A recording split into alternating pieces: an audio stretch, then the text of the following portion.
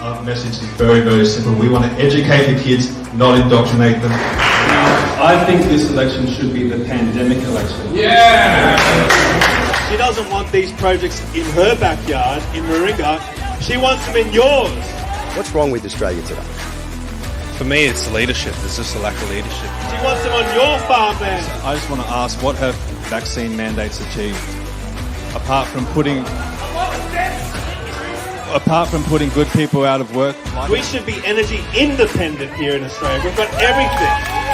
Have you confirmed that you are negative before attending tonight if you are unvaccinated? You only have one vote, but it's very powerful. Together, we will prevail.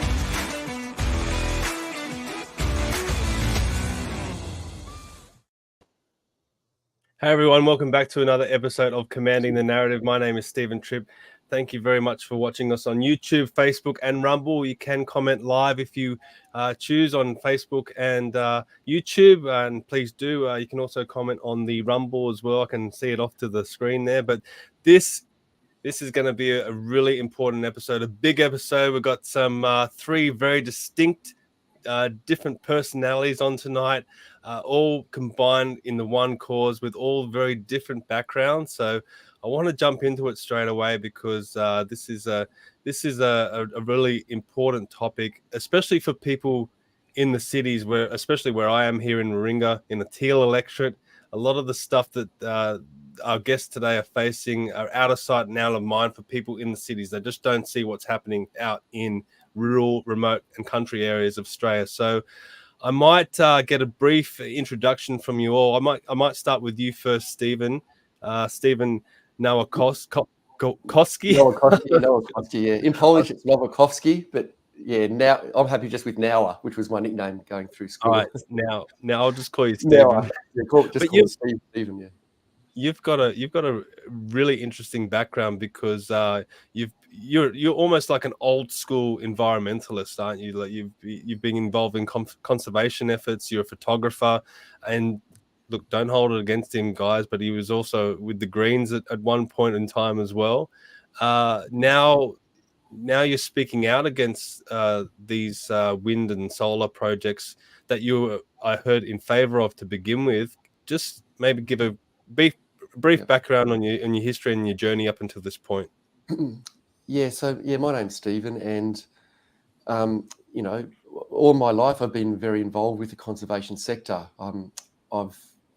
My background is back in my early days, very involved with the Brisbane Bushwalking Club, and I used to lead bushwalks within the Brisbane Bushwalking Club back in the early 90s, and I've always had a deep connection with being in forests and bushwalking and camping, and that sort of led into my career, I suppose, in terms of joining conservation groups and being very active in conservation groups.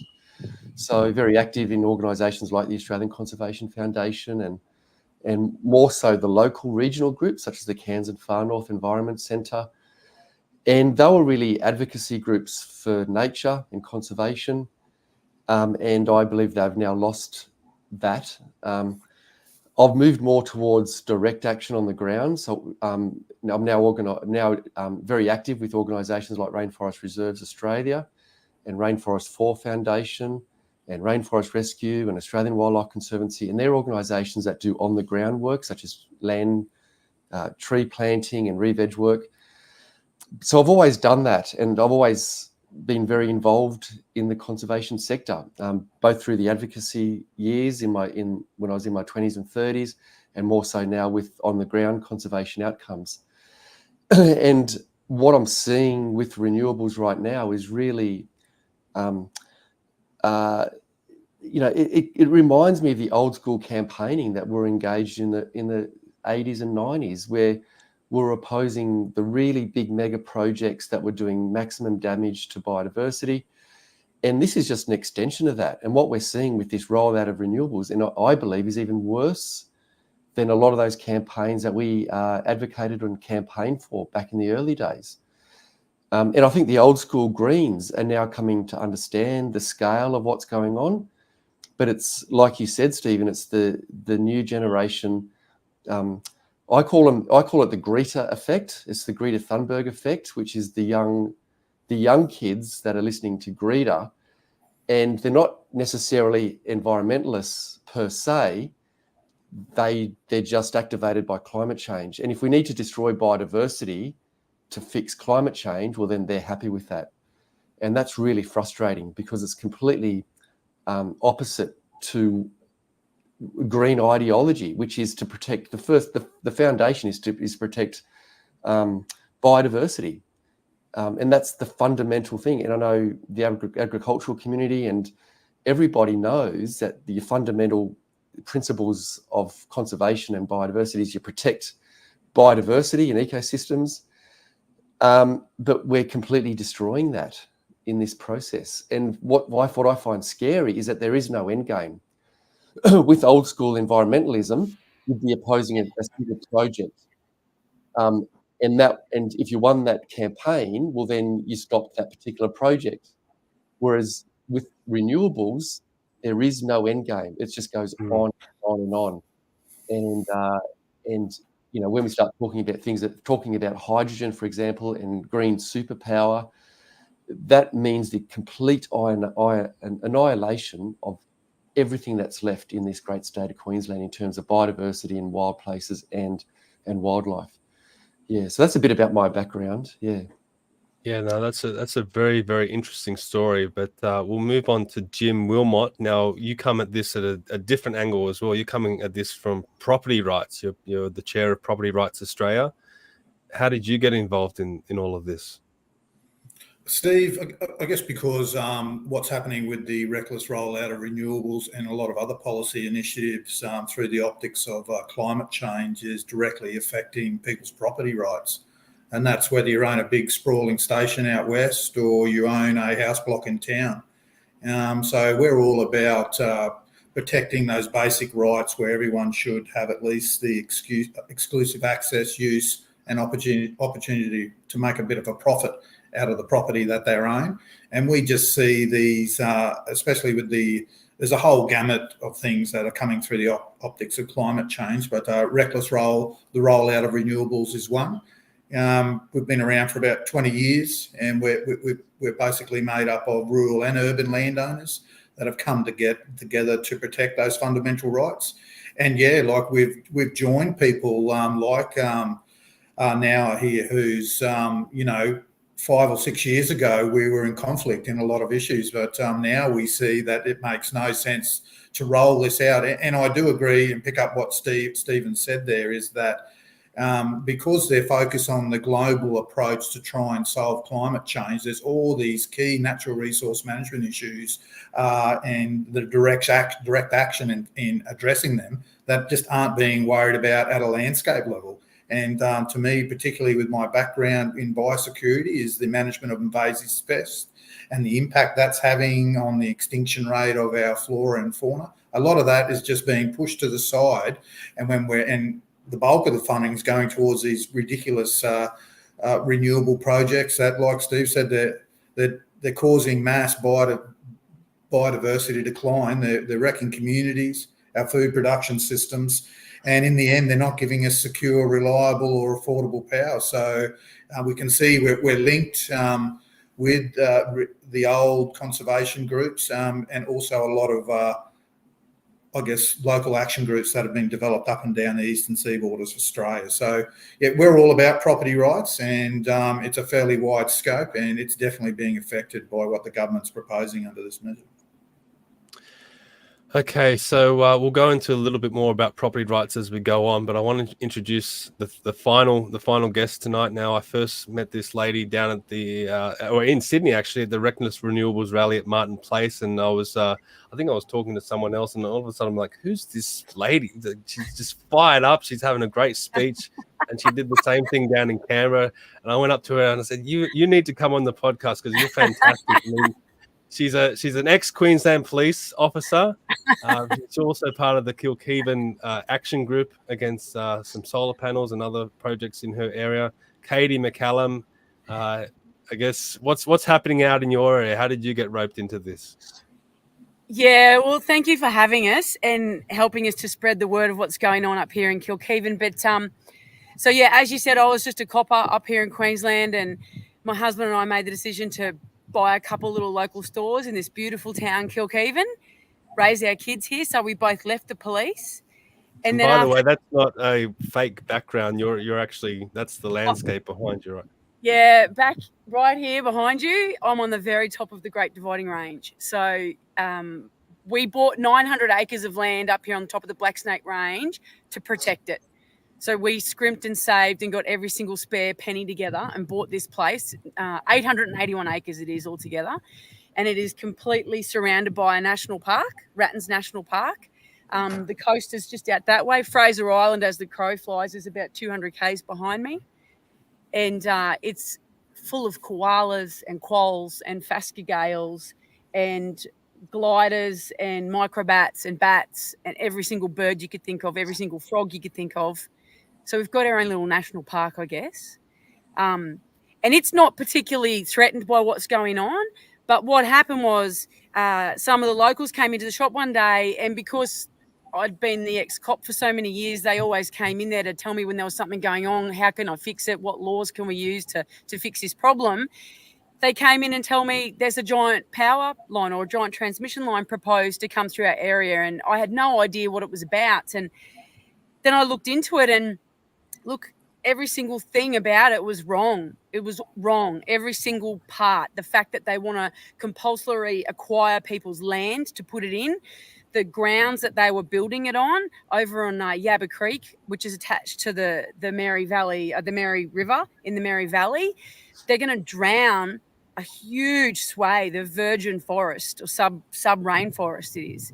And the more I looked into the more I was disgusted to think that the government was going to do this. So we created this group, Kilkivan Action Group, and it's just grown from there. Because we're being faced with a whole heap of issues up here, from solar panels to turbines to pumped hydro to transmission lines. And I think the culmination for me really was when a massive chunk of cattle farms on the other side of Kilkivan was sold out for a solar complex a couple of years ago. And when I saw the bulldozers knock these huge gum trees down, and there wasn't a single person there to check to see if there was any possums or gliders or birds or baby birds being thrown out of those trees, pushed them into a pile and burnt the lot. And that's what kicked this off. And then from there, I met Jim, and then I met Steven down in Sydney. I'd heard all about him prior to that. And, you know, these two people that I'm now sort of connected with, they're powerhouses on their own with what they're doing. And we've sort of joined forces, and you know, we're grateful to be able to get on to shows like yours to spread the message, because Australia needs to know what's planned for the rural sections of the country. And that includes devastation of environmentally significant pieces of land, plus devastation to our communities and our agricultural land. So, yeah, that's how I got on board. Yeah.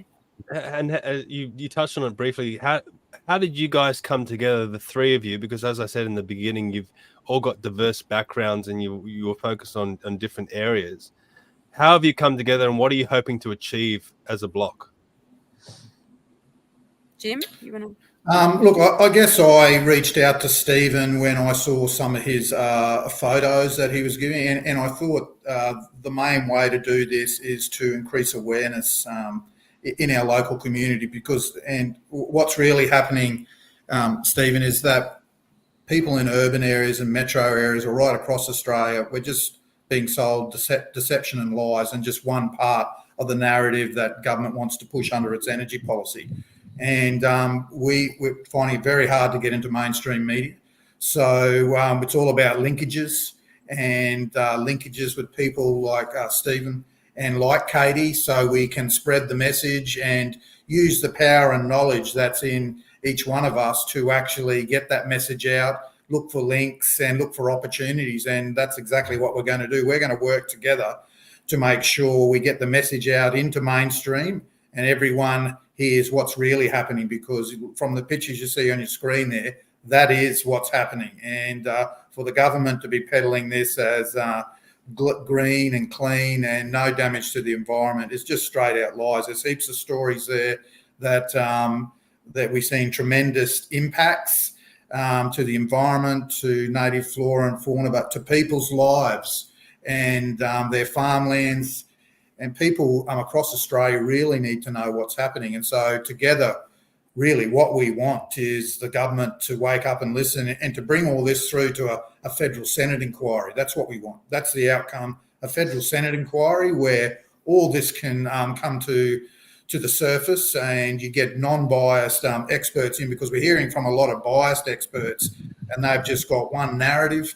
And there was one big carpetbagger yesterday that had a lot to say at the National Press Conference. So I think he felt the heat of what regional people are really experiencing. And I think middle mainstream Australia is slowly waking up that we are being fed a lot of lies and deception. So together, that's what we plan to do.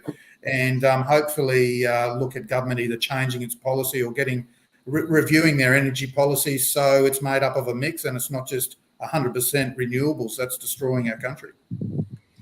Can I just add something on there to what Jim said about the Senate inquiry?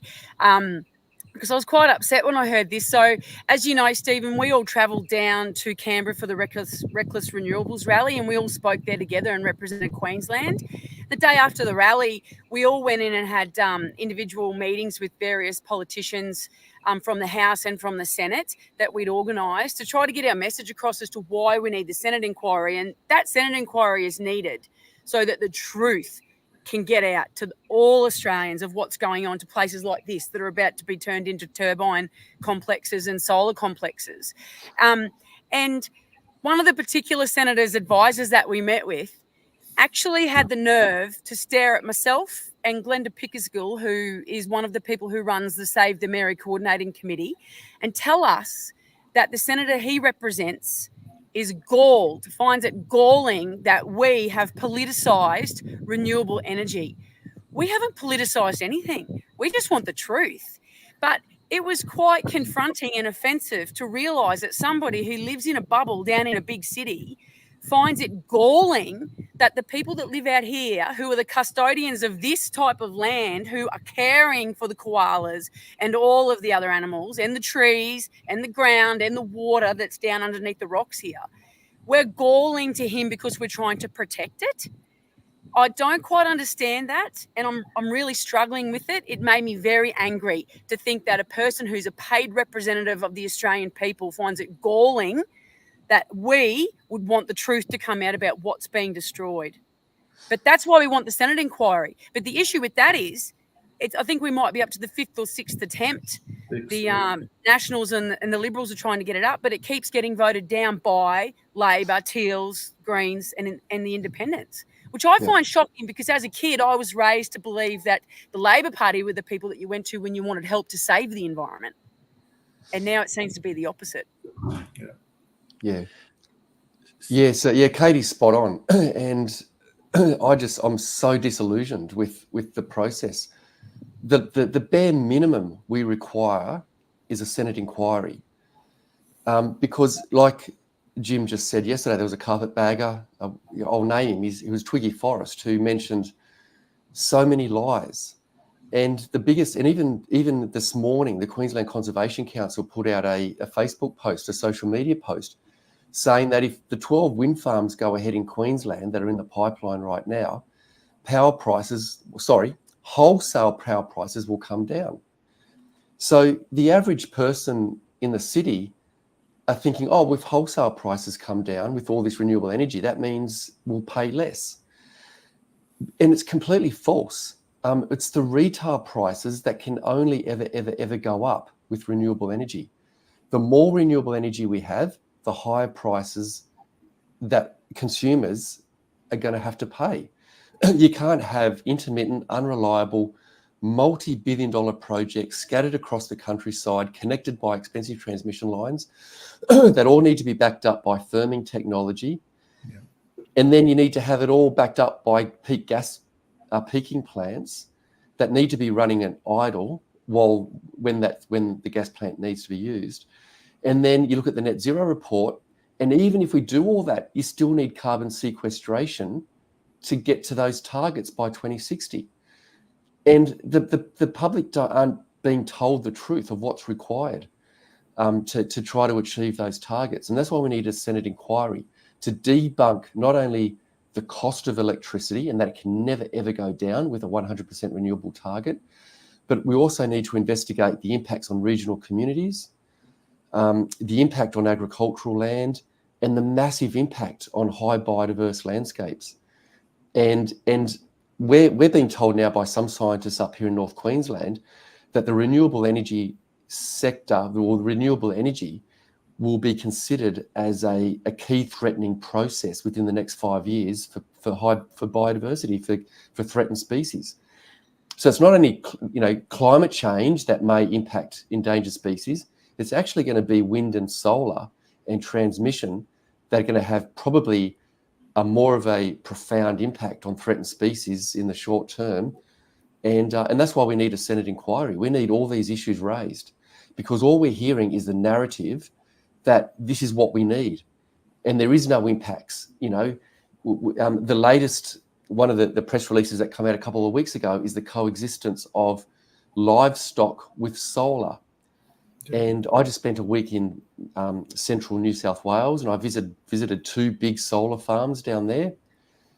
I don't like calling them farms, but factories, big solar factories. And standing next to this big solar factory, it actually feels like you're standing next to the Death Star.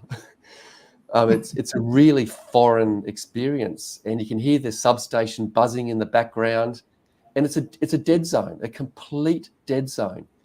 And in both of those solar factories, I saw no evidence of livestock. And when I spoke to the residents in that area, I said, well, where are the sheep grazing? The conservation sector are telling us that these farmers are happy because they can coexist with farming activities, with solar farms. And I didn't see that in the 2 farms, the 2 factories that I visited. And the reason being is because these solar factories have a lot of cabling that run beneath the solar panels, linking each row of solar panels. And the sheep actually nibble on the cabling and wreck the infrastructure.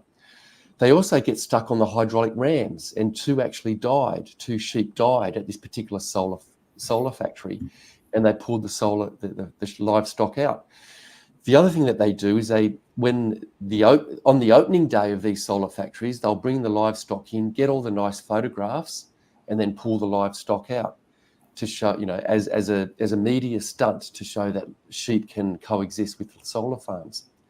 I also visited a solar farm where it's now completed, but they didn't use Australian labour. They actually used backpackers, because these regional communities don't have the workforce to build these big mega solar projects.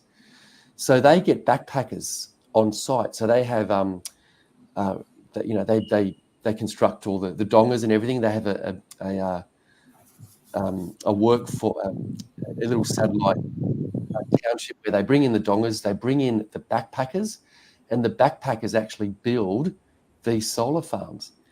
And it's not rocket science. These solar farms are just like big Meccano sets. They're just big pieces of pre-cut steel with bolt, and you just have a bolt gun and you bolt it all together like a big Meccano set. And you don't need skilled staff to put together a solar farm. It's actually, the one that I visited actually had backpackers build it. So there's not even meaningful jobs being used in the construction of these solar factories. Yet we're being told by the media that there's a transition from fossil fuel, from thermal coal plants, where workers can go from coal plants over to the construction of solar factories. And it's not happening at all, not with what I saw when I was travelling around regional New South Wales.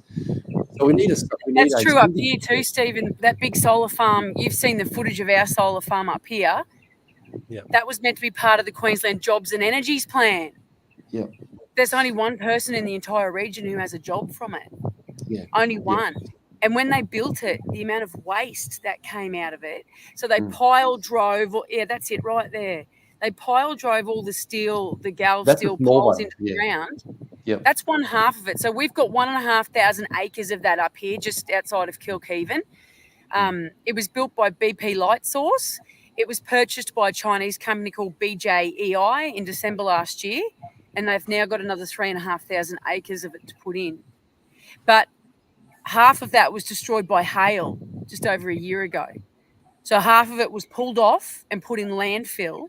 And then they had 67 pellets. I think it was 67. It might have been 63 pellets of new panels had to be brought in from the Port of Brisbane. They had to contract a special truck company. That's the hail damage there. Unreal. So they all have to be replaced now, right? Yep, that they were all replaced, Stephen, the whole lot. Yeah.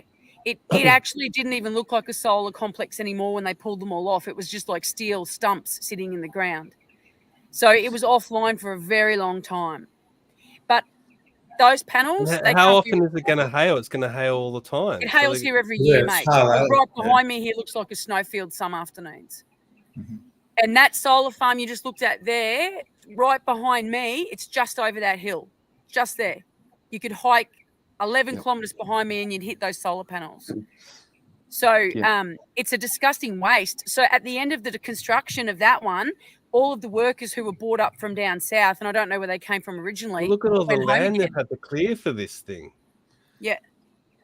And the poles that they drove into the ground, the majority of them hit rock, so they bent them. So they just had to throw them away. So at the end of it, there was a local guy who asked if he could have all the leftover steel. And he's got a paddock full of leftover bent steel poles because the way they drove them into the ground. Yeah. So just add that to everything Stephen just said, and you see what a disgrace they are. Yeah. Yeah. So one of the solar factories I visited, I won't mention it, but it actually had 14 breaches under the Workplace Health and Safety Act with this backpacker labour. This is why we need a Senate inquiry. You know, if there was those sort of breaches happening in a mine or a commercial construction site for a high-rise tower or whatever, there'd be a stop work order. But this is a cowboy industry using backpacker labour, and they're even getting breached under the Workplace Health and Safety Act, yet they can't do any wrong. It's a joke. Stephen, I want to pick up on something that you said earlier about the new age environmentalists or new age greenies. We've just seen footage of the amount of land that needs to be cleared for these projects. Where are the conservation groups on this? Why are they not pushing back and saying, hey, we need to have another look at this? Like for me, like if you look at energy density, wouldn't nuclear be a better option? Like, why are they so against nuclear plants when they can just put them on a existing coal plant and plug it straight in the grid? You don't need to build these huge solar panel farms and have the transmission lines crisscrossing the countryside to do it. Like, where are they? Where's their stance on all of this? Well, there's two questions there. The first one is, why aren't they blockading themselves and tying themselves to trees and stopping this nonsense? You know, and I did that. Because we've got a thing called the Vegetation Management Act that the agricultural industry needs to abide by, which is you can't clear remnant forests, and there's certain classifications of forest of what you can clear and what you can't. There's also things like reef regulations. So you just can't go and blast off the tops of mountains without putting in sediment control and erosion control. Jim can talk more about this, but from the agricultural perspective, you can't even build a dam without, I think, filling in a lot of paperwork and going through the bureaucracy of showing how you're going to contain sediment and so forth under the reef regulations. Yet these companies can go and completely dynamite off tops of mountains and push the material over the edge like they've done at Clark Creek, which is what they're doing right now, which I've documented. And they're getting away with it. And the conservation sector are completely oblivious to what's going on. And I think this new generation of conservation, or so-called conservationists, I call it the Greta Thunberg effect, where they don't really care about biodiversity. There is no connection. So these young kids now, there is no connection to nature. There is no connection to wild places. There's no feeling for the land. And they're happy to clear land for this thing called climate change. And the other thing is nuclear. And I was very opposed to nuclear back in the early days, and I believe I was brainwashed by organisations like the WWF and Friends of the Earth and Greenpeace.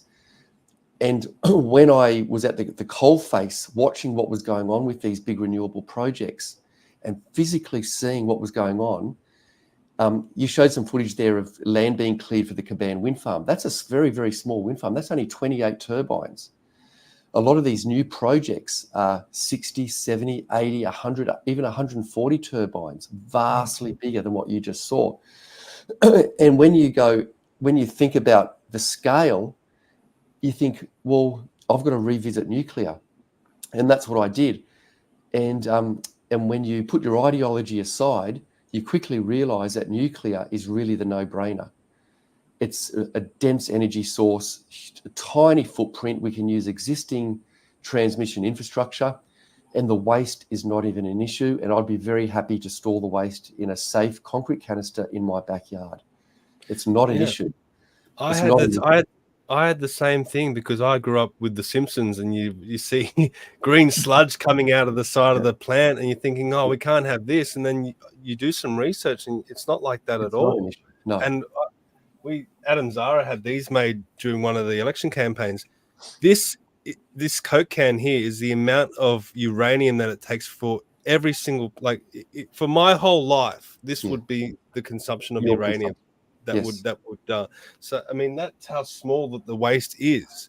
And we always use the analogy, when you were born, you can walk into a nuclear plant or your parents can take you to a nuclear plant, allocate you a Coke can of uranium, and walk out, and that's your whole energy usage, and that also includes your transportation as well. So your entire energy consumption for your entire life, the waste would fit into one Coke can. Yeah, it's incredible. It's amazing. Yeah. It's amazing. Meanwhile, we're stripping all these trees and prime agricultural land to build these wind projects and wind farms, and they need to be replaced every 20 years or whatever it is. Well, that's right. And the thing with nuclear is that if you look at what happens elsewhere, nuclear energy and hydro are two of the cheapest sources of electricity use or cost. So it is so that's the other thing. So when we talk to people about cost of living, and we've got the conservation sector and the ABC and mainstream media talking about how renewable energy will bring power prices down, it's completely rubbish. And you look at other countries and you look at other states. So you've got South Australia, Texas, California. Those states and countries, those states that are heavily reliant on renewables have the highest energy or the highest price of energy. And those countries that are dependent on nuclear have the cheapest retail prices of electricity. So it's, and we're going down the road of South Australia, Texas, and California. We're going down this road of high electricity prices. We're actually blowing up our coal-fired power stations, and we haven't got an energy system ready that's going to, because we need electricity like we need oxygen. And what they're proposing under the 100% renewables only is and I think Aidan Morris defined this perfectly when he said it's like a dry land crop. Sometimes you get rain, sometimes you don't, sometimes there's a big drought, where that won't suit a modern economy. We need electricity at the right frequency at the exact time for a modern society, and we're not going to get that under the 100% renewables only model. And this is what people are getting. Again, I come back to the deception, is that they're getting fed that it will produce our energy needs. Now, energy policy is made up of three main policy sectors. And on one side, it's got to be secure. It's got to be reliable. And it's not secure. Look at the hailstorms, look at the impacts from extreme weather events. And I don't know about you, but if a lot of our parts come from China and places like that, they haven't got our best interests at heart. And just this morning in The Australian, I read that ASIO were looking at foreign states like Russia and China investigating the weaknesses in our energy systems. Now, if that isn't a red flag where we're just gifting our energy sovereignty to overseas power, who, these are communist countries. China's a communist country. And they're not reliable. When the sun doesn't shine, the wind doesn't blow, you have these big peaks and troughs. And they've got to be firmed up, like Steven said, costs a lot of money. And that's the other side of the policy trilemma is cost competitiveness and affordability. Renewables will always be more expensive. Agreed, when you have solar factories and wind factories operating out in the paddock, they're cheaper than other baseload uranium, nuclear and stuff like that. But unfortunately, they need 10,000 kilometres of transmission. They need firming power, like through pumped hydros, like through batteries, like through gas peakers. So again, the 100% renewable model doesn't float in that policy sector. And down the bottom, you've got any energy policy should be based on having the least adverse effects on the environment. And again, renewables fails dismally in this. Steven and Katy, and we've all seen the photos, and even a lot of overseas conservation groups at the last climate get together, COP28, wrote a massive paper about biosecurity decline and the impact that's got on, and how these renewable projects should be analysed and cited better. And because we need an approach where, sure, that there still might be some minimal renewables cited better and more governance arrangements, but we need baseload power that's not going to worry if a cyclone comes down or there is massive winds and blows over so many of these transmission lines that we're going to have spread all over the country. We're going to keep producing power. AEMO's own modelling in the new draft integrated system plan that they push out have only modelled that the whole system would survive on 100% renewables from Queensland south for 8 days. That's what they think, that we would survive, but that only if Queensland was still online with 100% capacity. We had Snowy Point 2 finished and we had the Barumba pumped hydro finished. If we didn't have that firming power in line, there is no way the system would survive. It would fall over, and we are going to actually find ourselves, because that policy trilemma is always in tension, and we're going to find ourselves in energy poverty. And we're going to be beholden to overseas countries producing the parts that we want. And I dare say they can look, like Katy said, just around Waluga, BP Lighthouse has sold a lot of its assets to a Chinese company. Now, how do we know these countries just aren't going to flick that power off? We've really got to think about this. Energy security is national security. And my big concern with that, Jim, and I've raised this, you've heard me raise it with David Littleproud when he came out here to meet with us those couple of times. So we've now got a whole heap of land behind me here owned by China, owned by Beijing. So that means the CCP owns it. And they're buying up land here like we buy loaves of bread at the local store every day.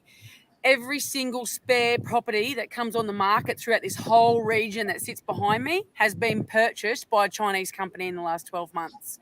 What happens in a few years' time when everybody does wake up and goes nuclear? All these solar farms are not needed. They pull them out. They've now got the biggest cattle farm in Australia right here on the eastern seaboard. And what do you think they're going to do? They're going to put cows on there and they're just going to ship them home to their people where they've got scarcity in food at the moment. There's a massive concern. For me, it's all about national security, food security, electrical security, energy security, and to be just an average normal Joe like myself living here and watching the area around you be sold out to a country thousands and thousands and thousands of kilometres away makes me sick. Just makes me sick, especially when I watch people walking off the land here who had cattle farms. And now those people are not sending truckloads of cows to market each year. So when the people over in the city wake up in about 4 or 5 years' time and they go to make their spaghetti bolognese for dinner one night and they realise that the mince isn't on the shelf, or if it is there, it's $100 a kilo, they're going to turn around, they're going to realise what they did, what they didn't stand up and stop. And that is that we've lost our food security. Yep. So, yeah. Well, it's happening now, but it's getting blamed on COVID and supply chain issues, but it's going to keep happening. Well, and that's a good thing, because people don't, like, we're looking at different sectors here, the impacts of renewables generally, that 100% approach to renewables. It's about the accumulative effect of this whole energy policy on society. And what we're seeing is that farmers are walking off the land. Well, if you believe Twiggy, it's okay, they get paid compensation and they can go and buy a farm somewhere else. Like, no wonder he got a slap. So it's affecting, basically, Stephen, they're dividing up, fracturing and hollowing out our regional communities. like the bureaucracies are working with a heap of foreign renewable energy companies and a few homegrown Australian ones. But what it's doing, and there's some severe impacts happening here, like even at a local government level where their roads are being destroyed, but just by the sheer amount of material and to build these renewable facilities. South Burnett is, they've lost millions in actually road damage, and there's councils down in New South Wales that are saying, some of them have got like hundreds upon hundreds of renewable energy projects happening within their council area. So it's a big impact on the services that they provide, like their water, their sewage, their roads, their drainage, their bridges, and what that does to the community, because a lot of the sparkies and really of-need services that the community needs to operate, they get pinched and they go to work in these camps. So there's a big social impact, and it just kind of really, instead of growing the economy, it actually strands the economy. And then you've got all the social impacts. Like there's people that have tried to commit suicide because they've lost their forever home. That was a Sydney banker next door sold it out to a renewable development company, or people were once had a beautiful landscape like behind Katy there, and then they find out that this big foreign renewable energy company is going to stick all these big wind turbines on it, and their property loses value. They can't get insurance. This is another one of these linked effects. They can't get enough, I guess, public liability insurance if there was a fire from their place that came through and burnt out a solar or wind development. Their insurance is only worth 20 to 50 million public liability. Now, that some of these renewable assets are worth $1 billion, they're worth $750 million. Where are we going to get the insurance cover to cover that? So these are all the things that will need to come to a Senate inquiry, and they have just been disregarded. And one of the big things that's come out recently as well is fire and the ability of regional communities to respond to fire. What we're doing with 100% renewables is putting all these highly energised components spread right across our regional areas, and sometimes in high bush hazard situations. And what that does is when you have high fire dangers, and there are fires, they start all the time for a number of reasons. Like look at wind turbines, they get struck by lightning, they're full of 1,000 litres of oil. What do you think is going to happen? Boom. And they do catch fire. The same with solar panels and solar factories. So how has the community increased its capacity to manage these when, like Steve was saying, they're all up and down the coast of Queensland on coastal ranges? If we have one fire, it's going to jump to the next, and it's going to jump to the next. And how, if you're flying around in a water bombing aircraft, are going to be actually safely putting those water bombs where they're needed, because there's going to be a lot of smoke, there's a lot of weather masks, there's a lot of the weight turbulence of wind turbines can go 2 to 3 kilometres. And so, what things have they done to help protect the community? So these things are all interlinked. They're interlinked with the biodiversity decline, the impact, the social impact on our regions, the impact on the workforce, the impact on property values, tourism, infrastructure. And that's why the government hasn't gone through and ticked it off. The consultation that happens is like, you go to a consultation meeting, and Katy and Steve can vouch for this, and you're basically told what's going to happen. There's no saying, well, mate, this isn't real, we don't like it here, it could be cited over here. You're basically told it's a tick box, and we feel that communities feel voiceless. And we look to a number of politicians that we thought that are here to represent us, and guess what? They're churning out the same narrative, is that there's going to be jobs, it's going to be good for the environment, it's going to be great, and it just doesn't eventuate. And these are the things regional people are seeing, and that is why us as a trio are working together so that deception stops, so people see the other side of the ledger, which is a negative ledger. It's negative on biodiversity, it's negative on rural economies, and it's negative on the cost of living. That's going to affect everyone, because there's only one way food prices and electricity prices are going to go, and that's up, and biodiversity is going to go down. Steven, you're a photographer and you've captured a lot of these the images of these projects. Have you taken these to elected representatives, politicians, people in parliament, and is there anyone supporting you? Is anyone behind you and saying, "Hey, this is a massive issue"? Yeah, I think when people see the footage, I don't think they can believe it. The classic was when I first released the Kaban, that first footage you showed of the bulldozers in the forest up there near me. And when I showed my local MP, he just said, "No, that can't be happening." Because that can't be happening, so he didn't even believe the photographs. And then because, again, the media have been so successful in showcasing that this green renewable energy sector, they can't do any wrong. They can't. Surely there's legislation in place that would restrict where they can go, where they can't go. Surely these big multinational companies are in our best interest. They wouldn't be doing this. So a lot of people don't even believe it. And then they dismiss it as being, just a one-off. And then they dismiss me, and then they dismiss the organisation that I represent, which is Rainforest Reserves. And then they think because we're anti-renewable. It's just a really bizarre situation that I'm in, because all I want to do is show the world the brutal nature of what this rollout will entail, yet a lot of people just won't believe it. And it's a part of their ideology, because they're thinking, it's like a bit of like a religion. They cherry pick what they want to believe, and they believe that the renewable energy sector can't do any wrong. And if they did clear trees on that project, well, surely that won't happen again.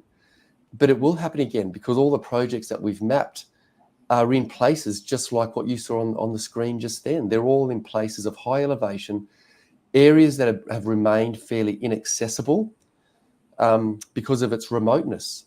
These places are very remote, inaccessible, and it's those places that the wind industry are trying to get to, because they have the wind resources on top of the mountains.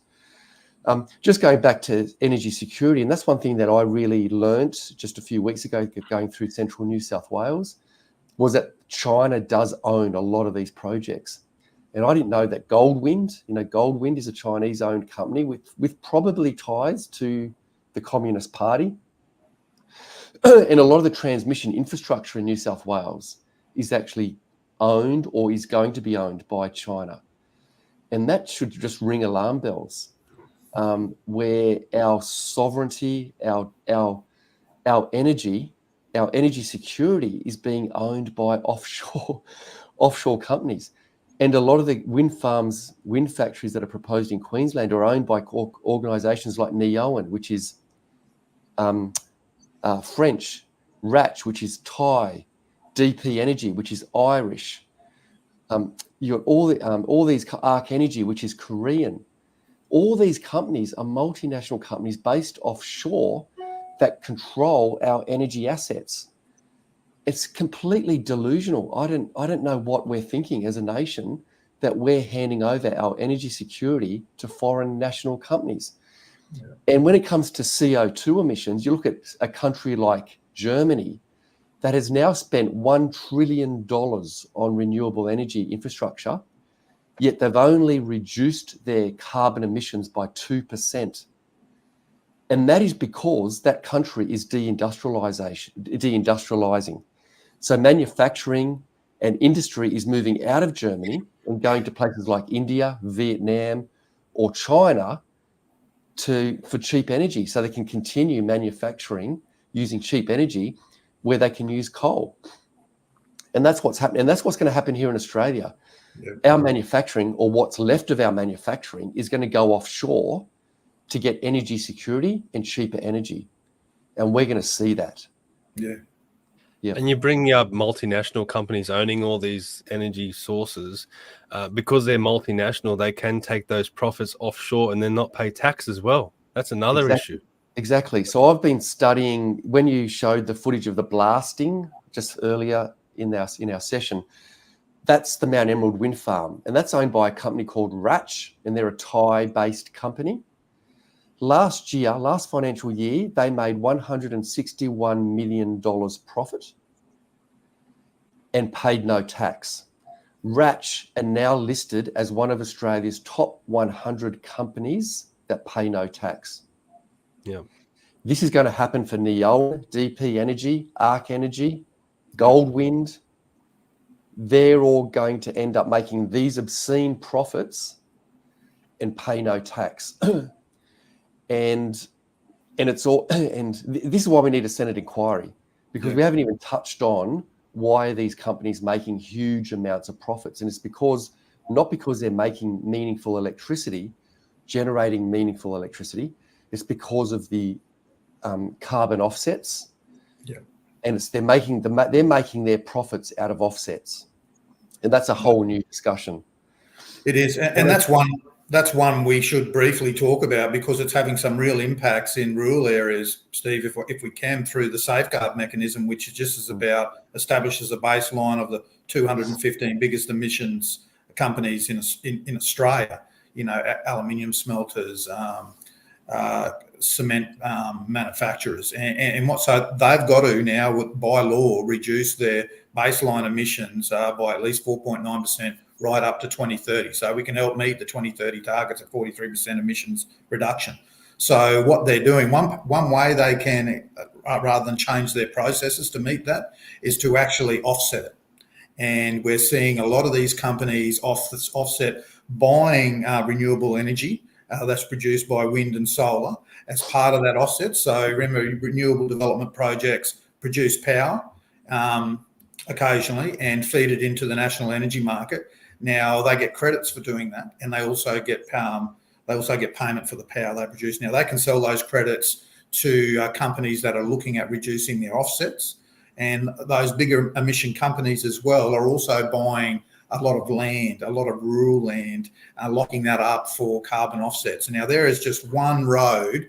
I'm talking to one of my mates out at Quilpie, between Quilpie and Thargomindah, that used to have 18 families living along it.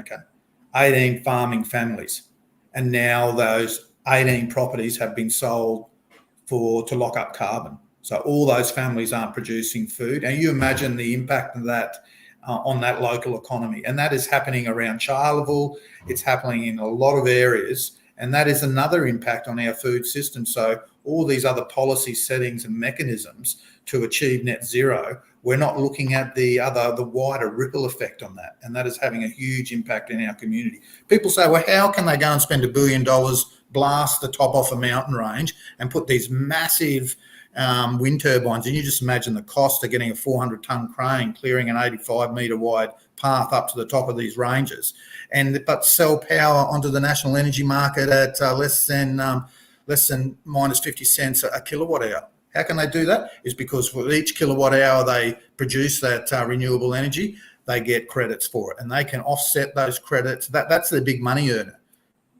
It's a two-stage thing, and that's why. And we subsidise that. So we're subsidising this whole industry that is basically blocking up our farmland, destroying biodiversity, and sending our manufacturing overseas. Like, if you were just going to make a recipe of how to destroy Australia's energy, manufacturing, biodiversity, and farming, you'd run with this energy policy, because it's actually purely ridiculous. And I'm certainly not an expert on these carbon credits, but from what I understand, these multinational companies can take those carbon credits offshore. Yeah. And it means that they can be carbon neutral in their country and it's benefiting foreign countries and not us. So how does that benefit our national interest? It doesn't. It doesn't. No, that's right. Yeah, to wrap it up just a little briefly, but even from a CO2 perspective, if what we're trying to do is reduce CO2, but you look at Twiggy Forest's Clark Creek wind factory, that's being constructed right now. So he's got bulldozers down there right now. It's northwest of Rockhampton, clearing about 750 hectares of koala habitat. And he's going to then sell those credits. It's already been published and a done deal.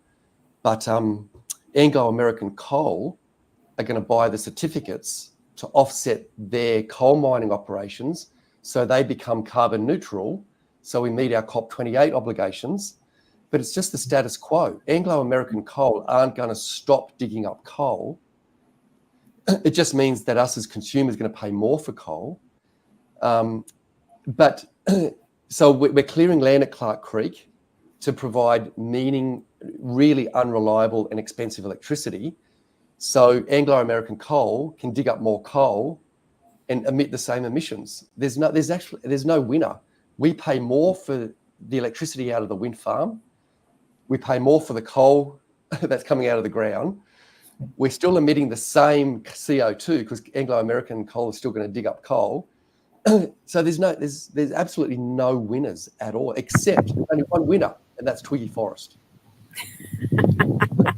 He's the only winner because he's guaranteed significant income and he'll make money. So the only winner out of wind factories are the components and the multinational companies. So, yeah.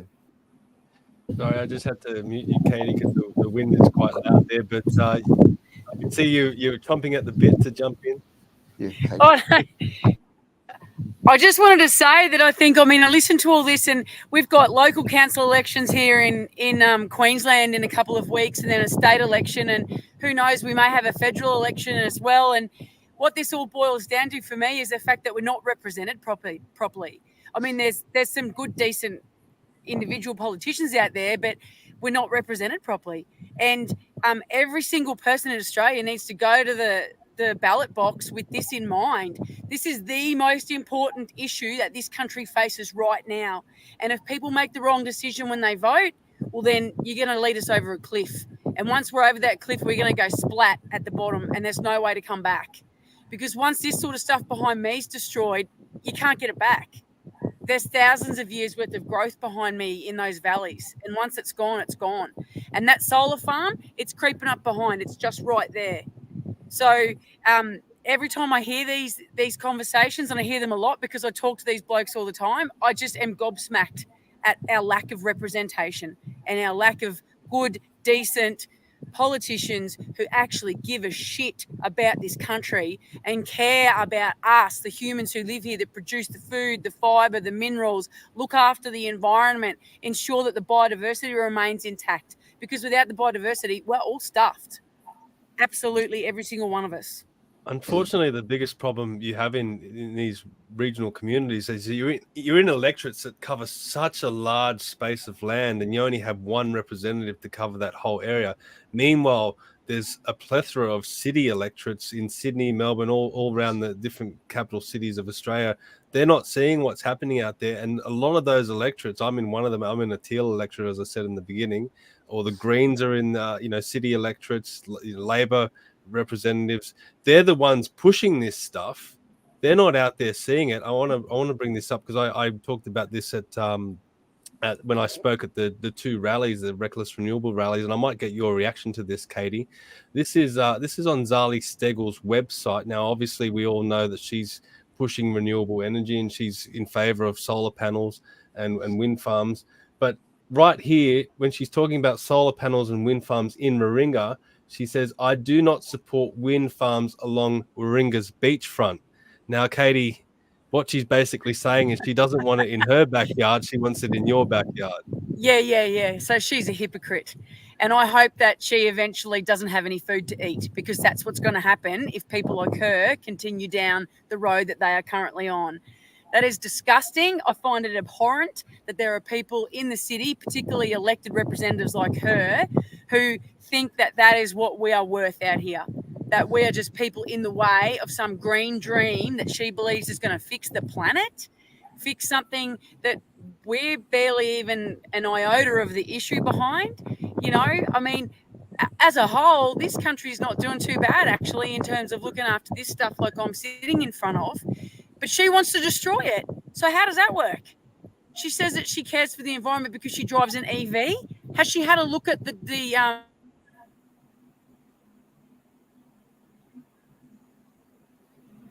Well, you've just gone back on mute for some reason. She's just a hypocrite, mate. She's an absolute hypocrite. That's what she is. I think that she needs to get out of the city and she needs to come out here to these places. She needs to go up to far north Queensland. She needs to see where Steven works, where he revegetates entire mountain ranges all the time, and have a look at what we do. We are not these two-headed redneck inbred country people that these people think we are. We are good, hardworking, decent Aussies who are looking after the land, who are looking after the environment, and put the food on her table so that she's got something to eat at night time. That's what I think of Sally Steggall. Yeah, I think, and that's a good issue you raised, Stephen, in regards to how to get the message through to the metro areas. Because, you know, you keep on hearing, and Twiggy said it himself yesterday, well, we all get, you know, a lot of money off these renewable developments. It helps us balance drought. We can run sheep underneath the panels. In reality, we've offset that with our discussions. However, how to reach people in those metro areas is that we're gifting our sovereign energy to a foreign country that hasn't got our best interests at heart. The 100% renewable policy is neither going to be secure, reliable, cost-effective, affordable, and have minimal impacts on the environment. It loses in each one of those policy sectors. And it is going to increase the cost of living. You lose more food production in rural areas, it's only going to increase. Manufacturing is going to increase and go offshore. So all these things that are really hurting people in metro areas as they are in regional areas, that cost of living is going to be the biggest issue. And we're not going to have a secure power source like we need it 24/7. So they're the things, we're all in this together. It's hitting us out here because the policy is being rolled out up here, but it's coming to you in your cities and towns because electricity, reliable electricity is going to be a thing of the past. And so is our cheap food prices. We can see that rapidly increases. And so is our beautiful natural landscapes that are just going to be looking at the spatial footprint. No one really seems to know what the end spatial footprint is. I don't think until this is finished we will know, but it is going to be many millions and millions of hectares. And you've just got to look at what the impact is. Do people living in the cities want the Australian landscape to look like a pincushion and covered in a web of transmission lines? And when the bulk of this material is made overseas, and it isn't going to give us reliable power. It's going to give us dearer power that's less reliable, and that is going to affect how we live. And more importantly, what are we leaving for our children? What are they going to say to us in the next 20 to 30 years that we didn't stand up to stop this madness? And that's what people, the intergeneration equity with this, that it's going to have far-reaching impacts for future generations. And we're going to be living in caves with candles out of this, I'm sure. Jim, I want to bring up an issue because we hear, okay, well, these, for example, wind farms or wind projects on people's land, well, they're getting compensated for that. They're receiving, X amount of dollars per year to have each turbine on their land. But it's been raised to me recently about decommissioning. Now, we know with mining projects, at the end of the life of the mine, they have to decommission it and reinstate the land and remediate it and put it all back to be nice and blah blah blah. With these wind projects, it's not up to the company. It's not up to the company installing these. It's up to the farmers to decommission the land, and there's a huge cost that comes with that. And I'm told that a lot of farmers are not aware of that. Am I on the right track with that? Is that correct? It is. Look, some of the contracts, it's very hard to see the contracts that are made between the rental contracts or the rent deeds that are made between the host and the company because they're all commercial in confidence. So, however, I have seen a few contracts and some of them do say that they are going, the company is going to be responsible for the rehabilitation of that site. But you've got to think about this, Steve, that these contracts are made for 20, 25 years over the life of that asset. Now, what happens if this company 10 years from now going, well, let's get out of this, subsidies are shot, we're out of here, and they sell it to a shell company who basically is only worth $2, and when it comes to the actual clauses in the contract, well, they're broke. Then the host is going to be responsible for the cleanup. And that's what people don't realise, that these, like Steve said, the offsets can be sold overseas. Well, these contracts can be sold overseas. They can be sold to heaps of different companies. What's to say that company is going to abide by the clauses in that contract, or are they even going to be financially viable to do so? So that means host farmers, landowners are taking a huge risk. Sure, there's initial, there is big hits of money that comes out of a wind farm. It could be $25,000, $30,000, and some landowners have like 10 or 15 on their properties. And remember, we're coming out of a massive drought, and that's how these wind companies, they go and see these people that, we've just come out of a massive drought, and you're offered $20,000 for 10 wind turbines on your property each year. Of course, I don't blame people for jumping on it because of their circumstances, but there is a risk there, and there is a risk, like a lot of the payments are going to be taxed 49 cents in the dollar. They're going to be paying higher rates from their local government. There's going to be increased biosecurity issues by having all this ground open up, increased fire issues. I've heard of landowners that their horses won't go near these wind turbines, or neither with their cattle initially. Like there's no radio signal for UHF. You can't aerial muster. There's heaps of people in rural areas that can no longer top dress their country aerially because they're surrounded by wind farms, and the operators won't turn off these wind turbines to suit when the planes can spray. So there's all these other management issues. And what about your poor neighbours that have to look at these things, get the noise from these things, have insurance issues, have increased fire risk, will again increase your insurance premiums. And basically that'll go on for generations. So in town, when you have something on private property that affects your neighbours or the whole area, there's all these different rules and codes of practice and that under the planning scheme, where there's a big gap when it comes to renewable energy projects and how they're carpet bombed into our rural areas. And that's why we need a Senate inquiry, because there is a complete lack of governance. There's only code of practice that's put in place by state government departments that are very flimsy. And I think Steve rose the issue before, like, you've got landholders, say, like myself, that live in a reef catchment. And basically I can get a knock on the door by reef enforcement police if I have a bare area bigger than my kitchen table. But you look over to the range 10 k's away, and there they are blowing 1 million cubes of dirt off the top of the mountain and pushing thousands of kilometres of tracks along the eastern coastal seaboard. So where's the equity? So, there's a lot of issues there. And Katy, I'll bring you in, because you were telling me off air about blade throws and how that can impact like farmers in terms of the cleanup and things. You want to just explain what? Yeah. Well, Jim actually knows a fair bit about it because he's got an individual story that came up recently from down south. But the big issue that I found with these blades, right from when I first started researching turbines, is that the majority of them are covered with BPA. So I grew up in the Lockyer Valley, and it was a common scene every single morning for aerial sprayers to fly over the town, and the chemicals they were spewing out onto the tomato fields would waft across all of our roofs and go into our tanks. Now, just about every single person I grew up with has lost their parents to cancer since I was a kid in the 70s. So if aerial spraying did that, because that vapor was going out into the air, we know that the BPA is shearing off these turbines every day.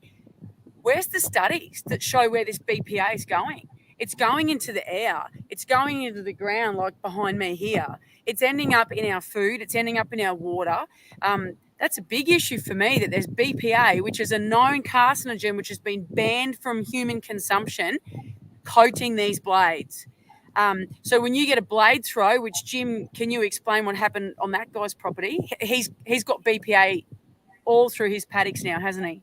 Yeah, that's right. A sheepcocky down south in the Southern Tablelands, actually, he was a host, and he had an actual dislodgement. They call it blade throw. It does happen in these big wind turbine hubs, and it was scattered across like a kilometre across his paddocks. He actually notified the wind developer, who came and replaced it sometime later. Now, when these employees left, he did ask them, well, are you going to clean up all the fragments? But in the contract, he is responsible, Steve. He is responsible for cleaning up that when they have issues like blade throw. So he is left to clean up that mess. And these are all the little intricacies that people need to be aware of, because contracts are developed so the power is with the developer, not to benefit with the landowner. And that's what people need, really good legal advice. And again, that's why there's not enough governance mechanisms to protect people and the surrounding neighbours and the surrounding community. Hence the need for a Senate inquiry. Can I just, because the one thing that is coming out now, and you can see it, that when we did that renewables rally down in Canberra, a couple of days later there was a story about, you can run sheep under panels, and and I think Farmers for Climate Action basically said, agriculture needs renewable development in order to survive. And so this is the messaging that they responded when we put those issues up at the rally. So you can see that they're trying to manoeuvre and control the narrative. And also what's backing them there is you have a lot of government corporations, whether it's Powerlink, Queensland Hydro, CleanCo, now that they're running around with this lolly bag and they're saying, we're going to give the community a GP service, which didn't have one before. We're going to give a new sand arena, or we're going to paint the CWA, or we're going to do a new footpath along this little town. So these are all the lolly bags. And the community goes, wow, $200,000 a year for 20 years, this is going to be great. Even though the project's worth a couple of $1 billion, it's destroying their economy, the environment, jobs and whatever. But that's how they call them community benefit scheme. That's what we're seeing. And that really tries to give the government's policy of more jobs, community benefits, a real shot in the arm. Well, it's nothing but lies and blood money. Steve, how do you feel? Like, back in the day, you'd hear, the rights, got coal money behind them and oil money, and they're all corrupt and they're all about profits. But I tend to feel like it's flipped now. There's a tremendous amount of money in these renewable projects, especially coming from government. It's almost free money from government with not too much accountability. Do you see the same happening now on the other side? Well, that's right. I get messages to me all the time saying that we must be funded by the coal lobby. And my response is, I'd love to be funded by the nuclear industry. I'd accept money from the nuclear industry, but it doesn't exist. The nuclear industry in Australia doesn't exist. There is no money, So if there's anyone out there wanting to donate, because there is no money coming. Katie or Jim or I, we're not seeing any offers of support from the fossil fuel industry, and not the nuclear industry. We're doing it because we just love our country so much, and we're seeing the injustice. And I just want to touch on Jim's, a couple of Jim's points, where I was down at Gundry Plains a couple of weeks ago, and that community there has just been completely destroyed by BP, or a very rich. What's happening down there, and it's happening right across New South Wales, is people that are in the know are buying up the land along the transmission lines. And these projects are approved by code accessibility, not impact. So communities have no capacity to fight against any of these projects, whether it be through local council mechanisms or through the courts. There's no way. So we've got like the Gundry Plains, the proposed Gundry Plains solar factory, which is now owned by BP. And they can put in 700 hectares of solar, destroy all the families around the perimeter that have built their homes, their farms. Their homes are now worthless, absolutely worthless, because they all surround the proposed wind factory. They overview that area, and no one is going to buy those properties now. And it's destroyed those families. And that's another reason why we need this Senate inquiry, is because of the legal framework on how these things are being approved. And they're being approved by code accessibility. They're not impact accessible. There's no capacity for anybody, whether it be the conservation groups or myself or local communities or owners, to fight against these developments. They're actually it's a cowboy industry within a law upon themselves. But they talk about investments from fossil fuel companies. I mean, if you have a big company, you're going to diversify, and I'm sure a lot of these big old oil companies, and you mentioned BP, they're going to diversify into renewable energy. We can see Twiggy Forest is doing that now because they're seeing this big amount of funding coming from government. So if you're out there going, the people against renewables is backed by the fossil fuel companies, it doesn't work like that. No, well, that's right. Yeah. So what we're seeing is fossil fuels moving into this new industry. So now this is the thing. We've now got gas, coal, oil, and renewables. It's just another industry. It's just another industry. Yeah, we're going to phase out of oil and gas. No one's going to give away their internal combustion engine cars as quickly as what we assumed. We're now seeing that electric vehicles sales are now plummeting, and I don't think they're going to be cracked up to what we all thought they were going to be. And I think fossil fuel companies are going to be there until the very end. So what we're seeing is that renewable companies, the renewable energy industry is just another industry that is being subsidised, and it's the subsidies. And the reason why these organisations like BP are moving over to renewables is because of the subsidies. It's completely subsidy driven, and we just had Chris Bowen announce just before Christmas the new subsidy scheme, where if you're a big wind farm operator or solar, if you sell electricity in the middle of the day when there's negative prices, you're still guaranteed an income because prices are capped. So these wind farm operators are guaranteed a certain amount of money, even when they're in negative territory in the middle of the day. Yet at night time, when power prices are really high and they can sell power at say $1,000 a megawatt hour, well then there'll be a limit there where anything above that price gets paid back to taxpayers. And that's basically an open checkbook. We don't know how much that is going to cost. That is a subsidy that we don't know what that is going to cost Australian consumers and Australian electricity users. And that's another reason why we need a Senate inquiry to identify how much is that subsidy going to cost electricity users. We've had a caller call in. I'll just bring him on now if he wants to make a quick comment or question. Benjamin, welcome to Commanding the Narrative. Thank you very much, and obviously thank you everyone for the discussion today. I've been tuned in for the first time to this podcast, and I have to say that in many ways it's very refreshing. I'm Chief Executive of the Aircraft Owners and Pilots Association here in Australia, and aviation businesses and airport communities are facing this same plight. We're having renewable energies basically rammed down the throat of aviation, driven at the highest levels, including our Federal Transport Minister, who's declared that our greatest challenge is being moved away from hydrocarbons to electricity, even though there is no technology available within the next 10 to 20 years that will power aviation sufficiently.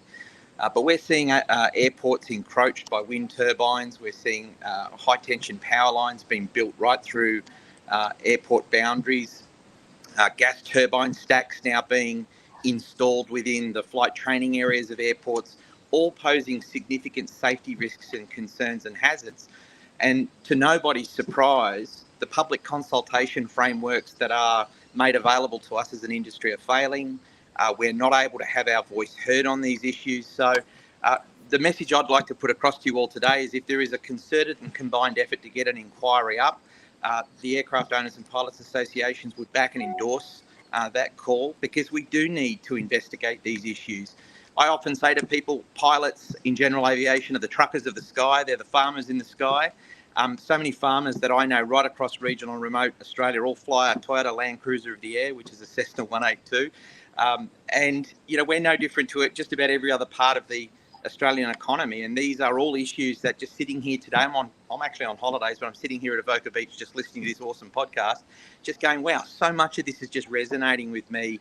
Whether it be an issue we're fighting at a farming level or it's at an aviation level, it's all the same. So all the power to you all. Thank you so much for having this conversation. And I'm not sure how we can connect, but Stephen, maybe there's a way you and I can connect, and there's a way that our association can lend a hand in this. No, look, what I might do is I might put my email in the show notes. So if anyone wants to watch this back on Rumble or YouTube, and we're on Spotify as well, it's just info.nswpol xcandidates@gmail.com. I'll put that in the show notes. Just send me an email, especially if you're out there like Benjamin, you want to get in contact with me. I think, Benjamin, you could be a future guest. I think with the way that you just spoke there, it's Always happy. It's interesting. There's some of the things that you raised we haven't heard of before. So this is the problem. A lot of these issues are happening and they're just not getting in the media. Timing is everything. Last night I was here, as I said, I'm on holidays. I open up my emails habitually, and I get an email from a gliding community located in the Hunter Valley who've contacted me saying, Ben, we need someone to speak to government and to advocate for us. They're building a renewable energy power transmission line right through the middle of our gliding airfield. We've been here for 70 years. It's going to displace the entire gliding community and all the businesses that are associated with it. They've been given virtually no ability to provide feedback. They've just been presented with a fait accompli. And when they did challenge it, and I think, Katy, you might have brought up this issue, and I apologise if it was somebody else, but when they did start advocating, they were shamed. They were literally shamed for raising their concern and expecting that there would be a level of public discourse and conversation about whether this was the best solution or whether another solution could be found. And I found that with the Tallawarra gas cycle plant that was put in down at Wollongong.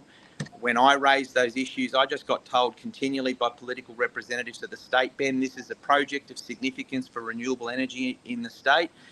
And all of the safety concerns that we raised in relation to having a high velocity, high temperature plume shooting vertically through a circuit training area were just dismissed because this was a priority project for public perception.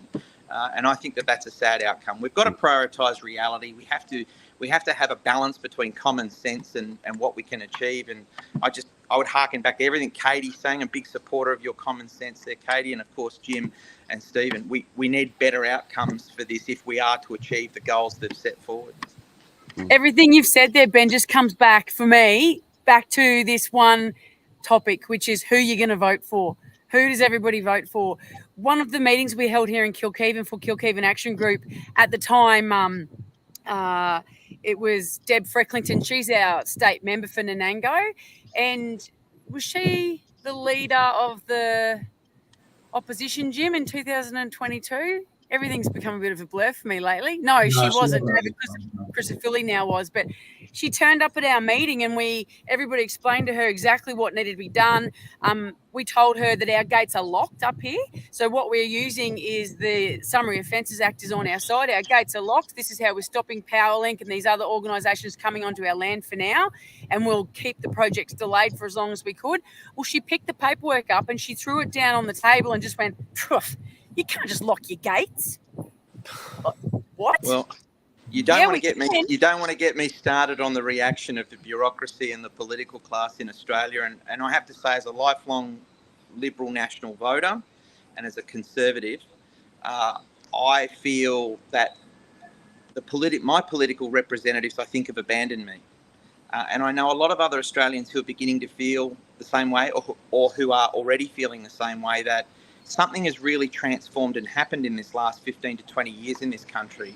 And we've gotten away from common sense outcomes that represent the majority of Australians. And we now have a political system that is entirely focused on fringe minority concern or focused on ramming through ideological objectives, not achievable objectives. And I have to say that aviation, and I think it's very important because there will be people from aviation I'm going to share this with, the aviation industry is not opposed to renewable energy or renewable technology. We are not opposed to transferring away from hydrocarbon fuels to electric aviation or hydrogen aviation or whatever it might be. In fact, aviation is one of those industries where we sit at the forefront of technological design, innovation and development, and we will continue to do that because that's the industry we're in. Where we have a problem is that we just can't flip a switch tomorrow and not have it dramatically impact our industry and economy and result in a loss of jobs, a loss of income, a loss of welfare.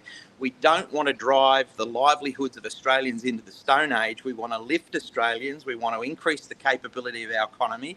We want to advance Australia as a nation, and we can't do that if we're driving policies that remove our power and remove our capability. Energy is the key. is the central key to a successful Western economy. Without affordable baseload power, we do not have an economy, and we'll be ceding the power of the Australian people to a foreign country.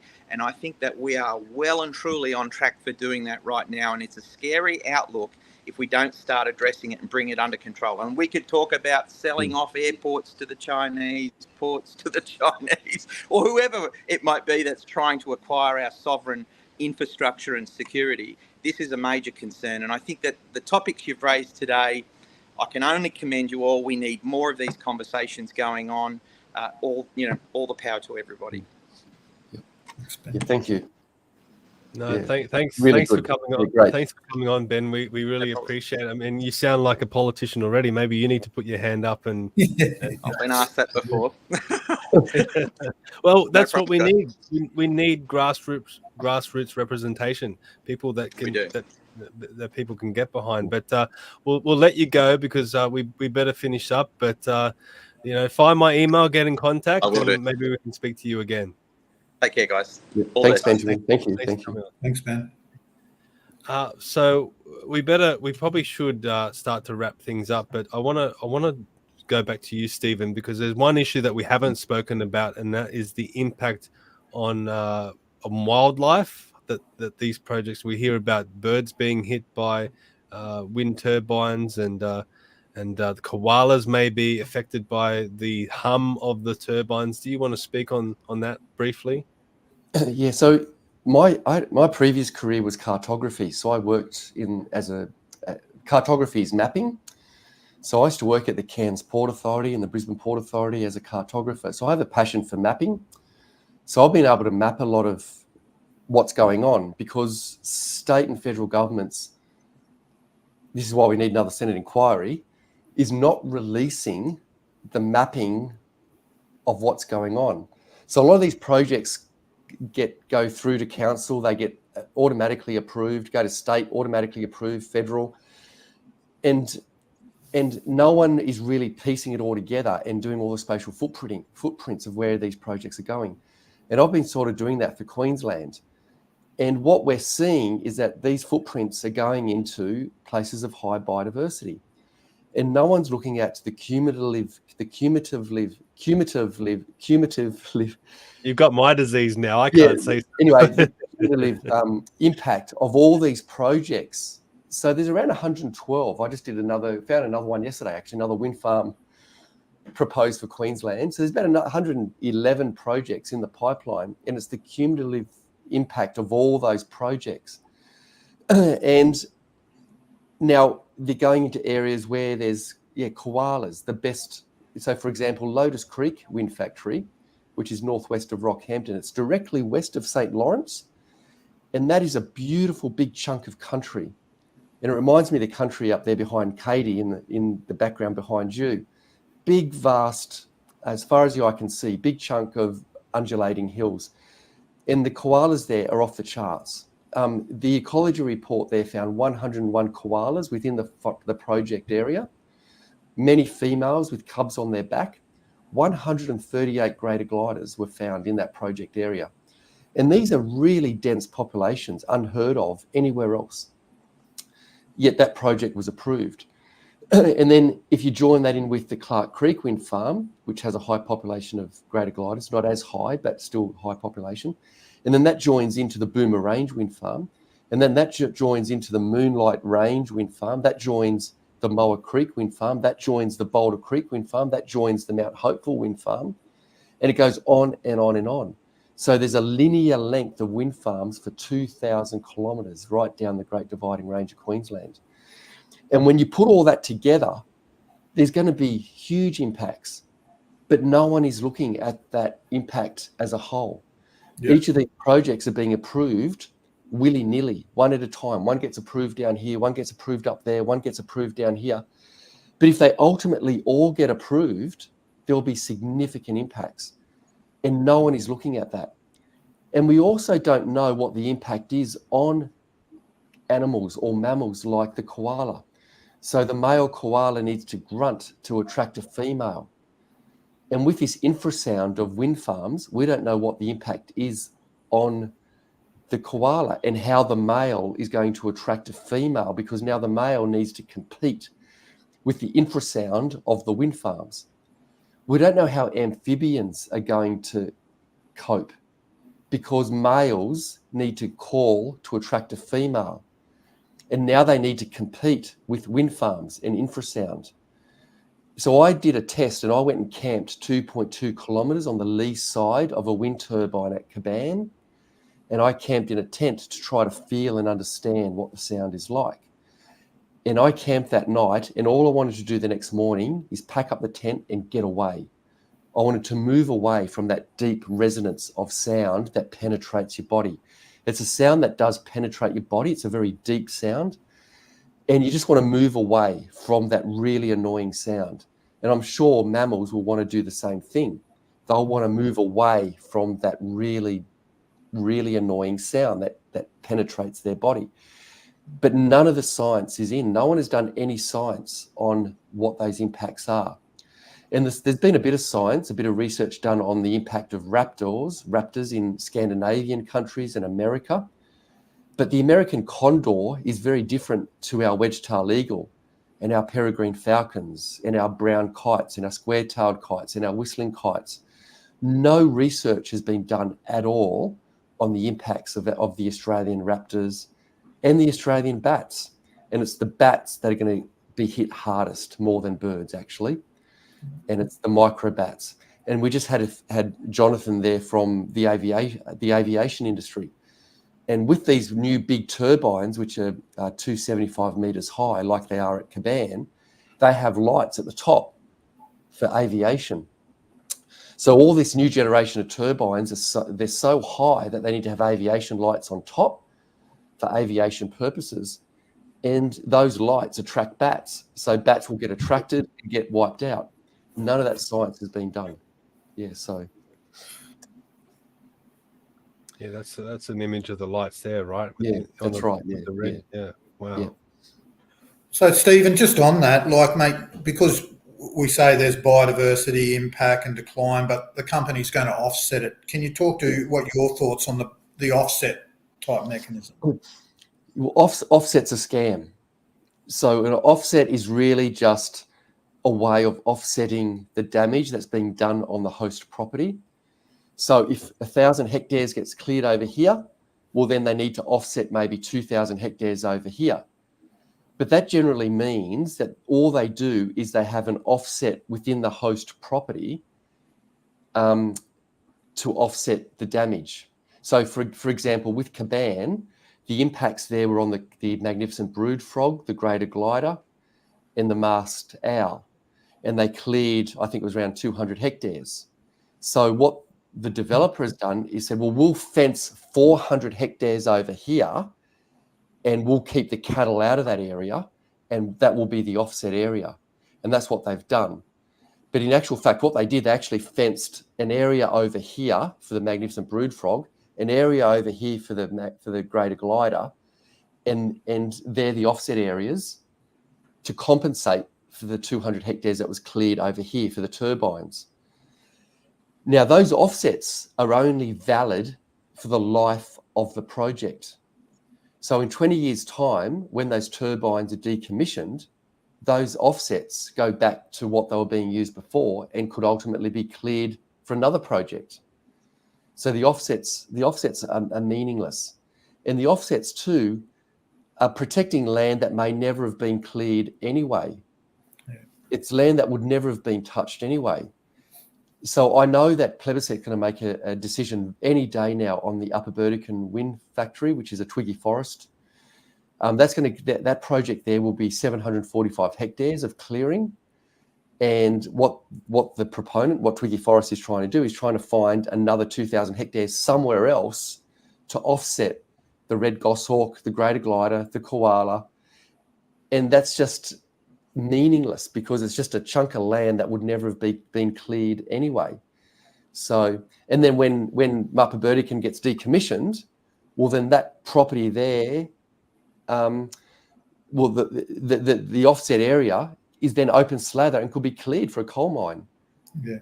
it's just a scam. This is the stuff that needs to get messaged to the city, because you say that, Stephen, and we all know this, how much wildlife's going to suffer from these projects. It won't suffer, it's going to be killed. Yeah. We know that it will die.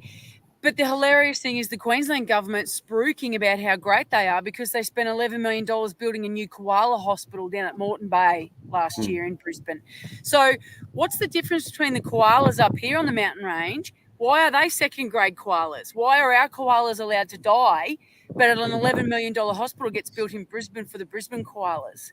It's absolutely ridiculous. You know, and I know this because it's the same on my place. The other morning I had to stop while a giant koala with her baby crawled across the driveway here and got out of my way. These koalas are in such good health. There's no chlamydia in them. They're perfectly healthy, and we're going to kill them. The federal environment minister may possibly write an approval to allow them to be killed. Yeah, and you're right. The city needs to know this, and they need to know the truth. Yeah, that's why this inquiry needs to happen. Yeah, and you're right, Katie. And people think, oh, well, it's just the footprint of where the turbine's going. But you try, like I did, to try to sleep a night 2 kilometres away from a turbine, and you can't. And the same thing with the mammals. So it's not just clearing the actual footprint, it's actually the impact of the noise on all the wildlife for kilometres and kilometres either side. Yep. And the displacement of all that wildlife. Yep. Yep. It's just tragic. It goes back to what I said in the beginning, out of sight, out of mind. And there's a lot of people in the city that the only time they've ever seen a koala is at a zoo. So they don't know what's going on out in these communities. So look, I want to thank you all, each one of you, for coming on tonight and sharing your experiences and your knowledge and your passion, because this is a big issue, and it's going to take people like yourselves to speak out against this. We've obviously raised a lot of issues tonight, but I guess the next step is action and what we do from here. So I might go to you, Katie, because I know you'll fire up about this. What do we do next? I know you mentioned the Senate inquiry. Yeah, look, I just keep telling everybody. So Jim and I seem to find ourselves in a small town hall meeting somewhere at least once a week, don't we, Jim? Steve's too far away to join. I think Steve's far North Queensland. But I say to every single person after we've spoken to them, whether there's 10 people in the hall or 200 people in the hall, your job when you leave here tonight is to go back and tell 5 to 10 more people back in the city or your relatives down south what the truth is of what's going on. And when they go to their next state election and when they go to the next federal election, they need to vote the right way so that any politicians who are going along with this green bullshit transition get voted out. And that's what it comes down to simply. That's the message that we need to get out. People need to start asking the candidates that they know that are running in their upcoming elections, how do you feel about these projects? Where do you stand? What will you do when an approval comes across your desk if you get voted in? We need to hold the blowtorch to the toes of all of the candidates, of all of the politicians who are currently in power and the ones that want to get into power. And we need them to commit to what their policy will be. And if they don't commit to it, well, then they're out. Don't vote for them. They don't deserve to represent Australia. No, and email your local politicians. Just put the pressure on. I mean, it does make a huge difference. So if you do want to do something, if you're watching today or tonight or whenever you're watching this, and you feel like you need to get active and do something, the first step is to email your local politician.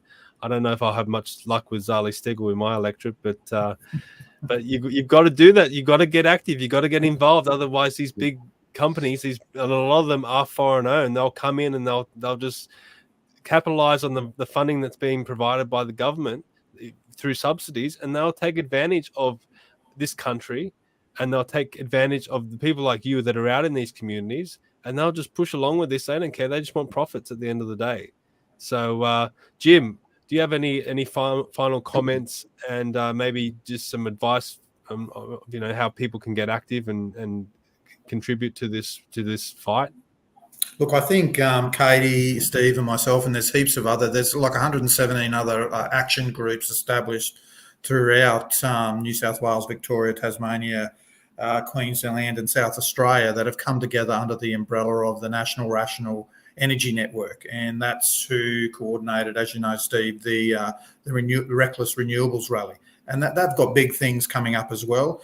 And look, there's also a lot of education starting to happen in the metro areas. Now, I know Steve has done recently a really good forum in far north Queensland. There's another good forum, energy summit happening in Newcastle.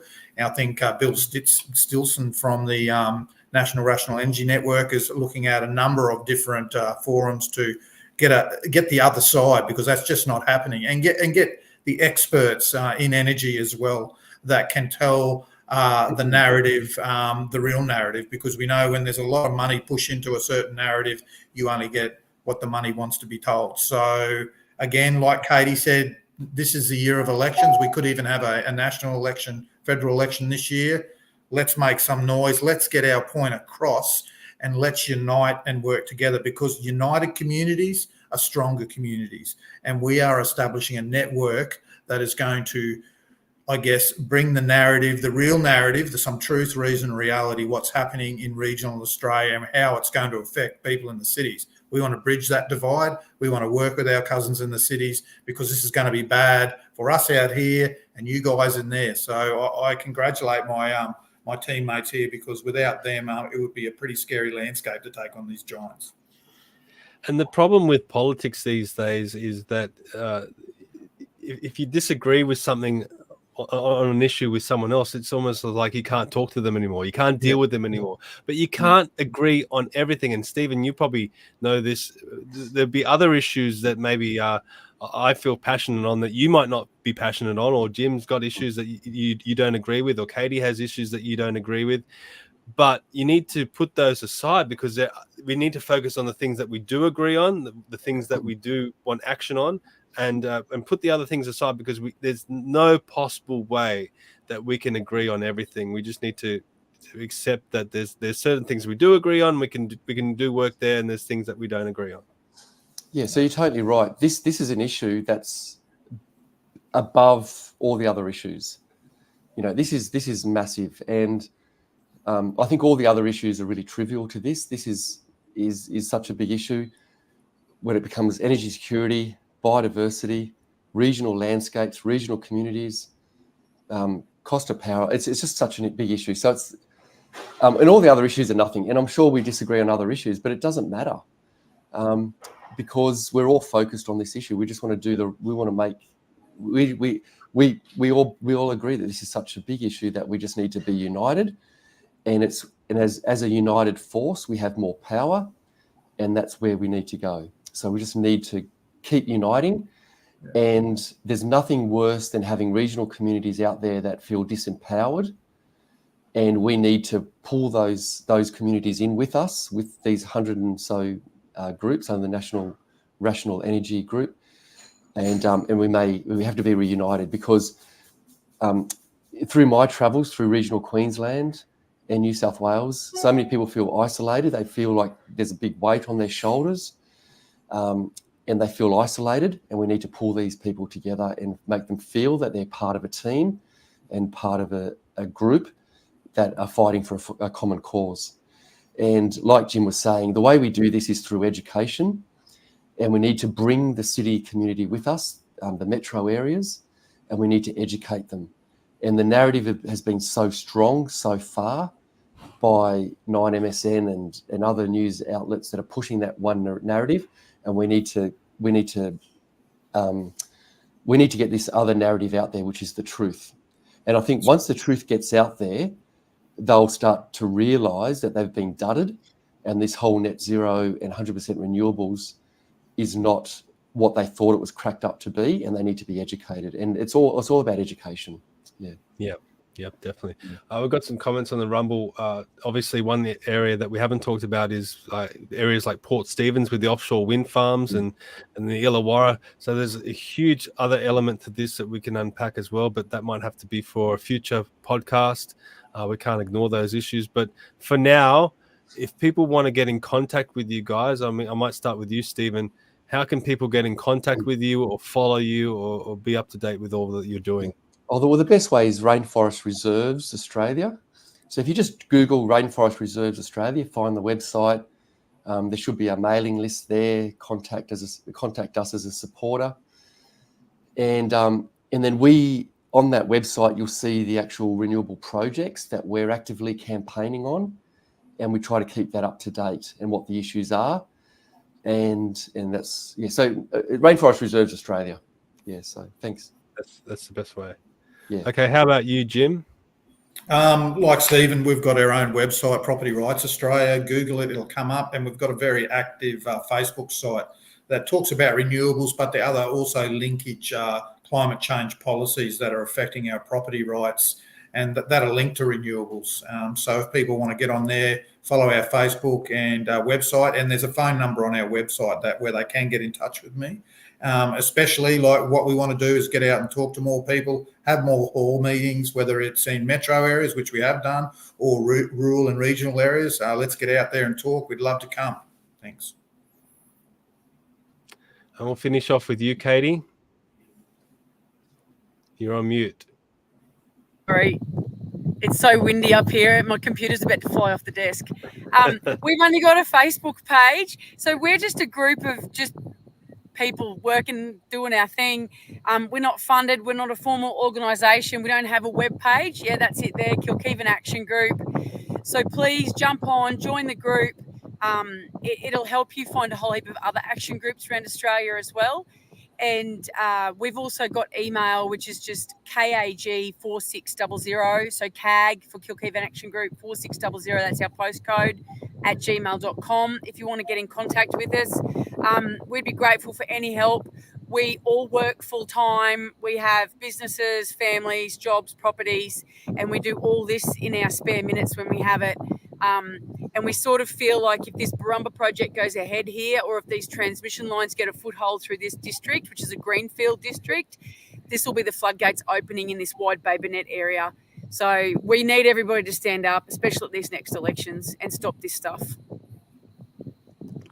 Look, thank you, each one of you, for coming on tonight. Thank you, Katie. Thank you, Jim. Thank you, Stephen. I think what you're contributing is fantastic. And look, if I can play my small part in getting this information out there, I feel privileged to be able to do that. And for everyone watching at home, please share this out. I say it on every single episode that we do. It is so important that you share this, because that's the only way it's going to get out there. So it's people watching. We really rely on the audience to communicate this, what we've done today. There's a lot of topics that we discussed, a lot of personal knowledge from our guests that they've seen firsthand. So if it doesn't get out there, it's not going to get out there in the mainstream media. So we need to really embrace independent media here in Australia. And the only way to do that is by sharing it amongst your friends, your families, your enemies, whoever it might be. You just got to get this stuff out there, put it in people's email, on the email threads, private messages, whatever you have to do. Get it out there, share it out, and also follow each one of our guests on their different social media accounts as well. And look, email your politicians as well and say, look, this is what's happening out there, especially if you live in city areas. Email those politicians, put pressure on them. It's the only way that we're going to get any action done. So look, thank you everyone for watching today.